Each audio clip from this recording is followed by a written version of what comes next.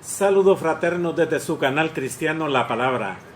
Seguimos transmitiendo desde San Salvador, la capital de la República de El Salvador en Centroamérica. Este es el día miércoles en donde tenemos un estudio bíblico online, un estudio bíblico para todos directamente bajo la serie Verdades Bíblicas. Hoy vamos a hablar sobre el capítulo 17 de Jeremías, el profeta Jeremías. Déjeme darle una introducción con respecto a quién era este varón de Dios. Jeremías, hermanos míos, recibió su llamamiento profético en una ciudad que se llamaba Anatot. Y eso lo puede encontrar usted en el capítulo 1, versículo 2. Y juntamente con Hilcías, el sumo sacerdote de aquella época, la profetisa Hulda y el profeta Sofonías contribuyó a llevar adelante la reforma religiosa emprendida por Josías, el rey Josías. Esta reforma religiosa era de quitar la idolatría y promulgar el verdadero culto para Dios. Entre los primeros cargos que le fueron confiados a Jeremías era oficial, que él tenía que ir oficialmente a la ciudad de Jerusalén a proclamar el mensaje de Dios. Lo puede encontrar en el capítulo 2 y en el versículo 2. Asimismo, pues, emprendió esa ordenanza y misión que le dio Dios por las ciudades de Judá, y a anunciar en ellas, en esas ciudades, el contenido del libro de la ley, o sea, la ley de Dios, a sus contemporáneos, o sea, a sus paisanos. Estos se sintieron ofendidos por sus reproches, se confabularon para matarlo. Imagínense, profeta de Dios, sus amigos, sus conocidos, en el lugar de alegrarse que Dios hablaba por él, lo quisieron y lo querían matar, básicamente. Muy bien, para escapar de esta persecución, él había regresado a Jerusalén, porque en el capítulo 11, en el versículo 21, ahí se nota y se escribe, según la palabra de Dios, cómo lo querían matar. Y también su familia, cómo lo despreció. Eso está en el capítulo 12 y en el versículo 6. Pero en el tiempo de Josías, durante 18 años, él predicó sin que fuera molestado. Con la llegada de Joacín al trono, se hizo evidente que la reforma de Josías, el rey bueno, no hacía más este Jeremías que reprimir enérgicamente a Israel sobre la idolatría y establecer el culto a Dios. Eso es lo que él predicaba. Y justamente nosotros igual predicamos hoy, fíjense. Predicamos de que quitemos esos ídolos. Ya no, o al menos debo de entender yo, que todo cristiano evangélico nacido de nuevo ya no tiene ídolos al que adorar. Pero adoran a Messi, adoran a Maradona, adoran a los cantantes, adoran a las cantantes, adoran a las novelas, adoran todos esos. Entonces, parte de la adoración para Dios la comparten con los bailongos, con esto, con lo otro, miren, no es malo divertirse, no es malo. No es malo jugar fútbol o de ser partidario de un equipo de fútbol, no es malo. Andar en bicicleta, hacer excursiones, no es malo. Tomarse sus vacaciones, no es malo. Lo malo es olvidarse de Dios, apartarse de Dios por ir al fútbol, apartarse de Dios por ir al baile, apartarse de Dios por andar con las amigas o con los amigos y no estar en las cosas de Dios. Todo tiene su tiempo, dijo Salomón. Muy bien, entonces él y especialmente los sumos sacerdotes, los profetas y el pueblo, hermano, enojados con él, condujeron a Jeremías ante las autoridades, manifestando insistentemente que debía ser condenado a muerte por anunciar el mal que vendría sobre la ciudad. Y eso lo puede usted leer en Jeremías, en el capítulo 26, desde el versículo 8 al 11. Entonces, pues, hoy vamos a leer y a ver el capítulo 17. Cuando Dios, ya bien molesto con el pueblo de Israel y por medio de su profeta Jeremías, manda un mensaje. Jeremías capítulo 17, versículo 1. El pecado de Judá escrito está con cincel de hierro y con punta de diamante. El esculpido está en la tabla de su corazón y en los cuernos de sus altares. O sea, hermano, el pecado de Judá es la idolatría. Esa era la idolatría, que estaba tan metida la idolatría en su corazón del pueblo de Israel, que había necesidad, desde luego esto es una metáfora, una forma de cómo expresar una similitud, que para entrar a ese corazón había que esculpirlo con un cincel, y la punta del cincel tenía que tener una punta de diamante para penetrar en el corazón del pueblo de Israel, que dejara de ser idólatra y buscara nuevamente a Dios. Y también estaban tan ensimismados en la idolatría que en los cuernos de los ídolos que ellos tenían, ahí habían puesto, si usted quiere, textos no bíblicos, sino que textos de adoración a sus ídolos. Entonces, por esa razón, Jeremías condena la idolatría, y lo vamos a ver desde el versículo 1 al 4, y también invita al pueblo de Dios a confiar no en la carne, sino que no se confíe en la carne, sino que confíe en Dios, y también que tenga cuidado en andar acumulando riquezas deshonestas. Entonces la punta de diamante, los nombres de los ídolos eran esculpidos en los cuernos de los altares con esa herramienta. Así era pues el pecado de Israel, que había sido grabado en su corazón. No hay cosa más hermosa, hermano, que cuán diferente es tener la palabra de Dios escrita por Dios, pero en nuestros corazones. Mire lo que dice Jeremías 31:33. Porque este es el pacto que haré con la casa de Israel. Después de aquellos días, dice Jehová, daré mi ley en su mente y la escribiré en su corazón. Y yo seré a ellos por Dios y ellos me serán por pueblo. ¿Eres tú pueblo de Dios? Entonces, cuidado con andar compartiendo el tiempo para Dios, la gloria para Dios con los ídolos. Repito, los cristianos evangélicos ya no tenemos ídolos de yeso, de palo, de madera o de piedra, pero hay ídolos de la televisión. Muchas mujeres se ponen cristianas, se ponen derretidas al ver a los cantantes y a los mariachis y a todos esos. Y los hombres también, a esas mujeres esculturales que salen en los programas o en esos programas de cantantes y todo eso. Versículo 2 dice, Jeremías capítulo 17, versículo 2. Mientras sus hijos se acuerdan de sus altares y de sus imágenes de acera, ya ve, que están junto a los árboles frondosos y en los collados altos. O sea que todo Israel adoraba en los altares a esa imagen de la diosa Acera. Sobre las montañas y sobre el campo, ahí tienen ídolos, ahí tienen templecitos. Todo, pero ya Dios enojado les dice, todos tus tesoros entregaré al pillaje. Se los van a robar por el pecado de tus lugares altos en todo tu territorio. Por haberme a mí olvidado y hecho a un lado, dice Dios, voy a permitir que te roben, que te castiguen, que te asalten, que te maten, que te tengan mal, porque me dejaste a mí y procuraste y te enfocaste en esos ídolos.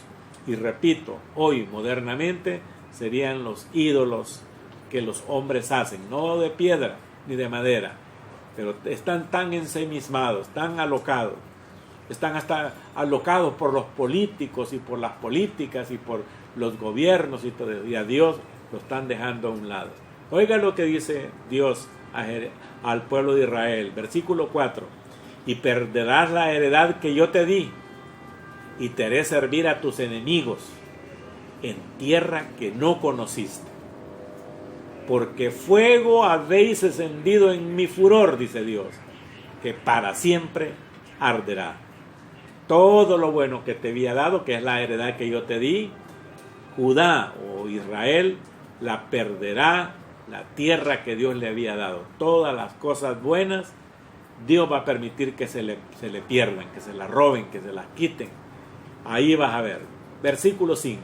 Así ha dicho Jehová. Oiga lo que dice Dios: maldito el varón que confía en el hombre y pone carne por su brazo, y su corazón se aparta de Jehová. Mire pues, hermano, Jeremías mostró por medio de su palabra, esa palabra: maldito el varón que confía en el hombre. Y cabal, así están las gentes, confiando en sus políticos, confiando en sus líderes, confiando en esto, pero no confían en Dios. Y dicen que son hijos de Dios. Entonces, porque dice, pone carne por su brazo, o sea que aquel es el hombre este, la mujer esta, o el grupo este, o esto, eso es lo que vale. Y su corazón, dice, se aparta de Jehová. Muy bien. Y dice en el versículo 6, ¿cómo van a ser esas personas?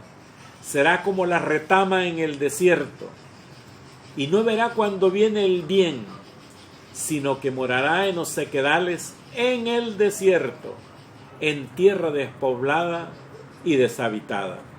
Bueno, aquí en esta palabra, la retama en el desierto, más o menos, escúcheme usted, más o menos, porque los grandes teólogos no han encontrado si es la retama una planta, o esa, se recuerda usted haber visto aquellas películas de Hollywood de vaqueros, en donde se ve que ahí va el vaquero en su caballo y él sopla el viento seco, y se ven que unas como bolas de hojarasca o de hierba seca va corriendo así porque el viento la lleva, y así la lleva. Esa no sirve, es una hierba seca, y aquí se da más o menos la ilustración.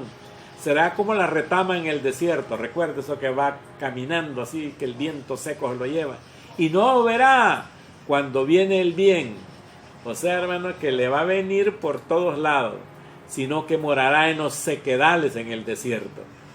No más difícil, ahí te vas a quedar, dice, en tierra despoblada y deshabitada, o sea que nadie le va a ayudar al que confía en eso. Pero oiga el versículo 7: bendito el varón que confía en Jehová y cuya confianza es Jehová. Eso pues debemos entender. Diga, varón, ese soy yo. Si tú eres cristiano, nacido de nuevo, dice, ese soy yo. Yo no soy como el varón necio. Yo no soy como el varón o la familia que ha dejado a Dios por las locuras, por los paseos, por esto, por el deporte, por lo que sea. No, yo soy del versículo 7. Bendito el varón que confía en Jehová. Señor, aquí estoy sirviéndote en la iglesia en donde me has permitido reunirme. Ayúdame, Señor. Y cuya confianza es Jehová. Hay un salmo muy precioso que es el Salmo 2:12, perdón.